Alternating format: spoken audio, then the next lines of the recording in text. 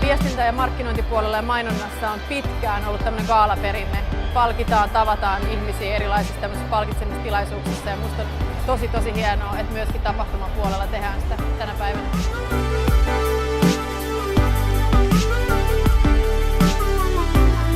Loistava fiilis, totta kai on hienoa voittaa, olla ykkönen ja olla edelläkävijä catering-sarjassa.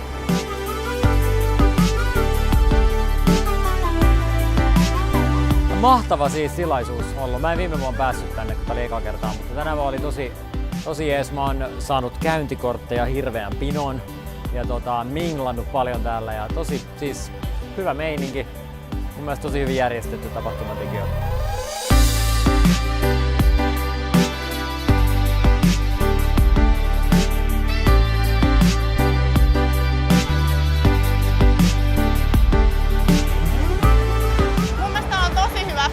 Täällä on tapahtuma-ala kokoontuu ja jotenkin kaikki on innolla mukana tässä tilaisuudessa. Et ihan mahtava juttu, että tämmöinen on saatu aikaiseksi.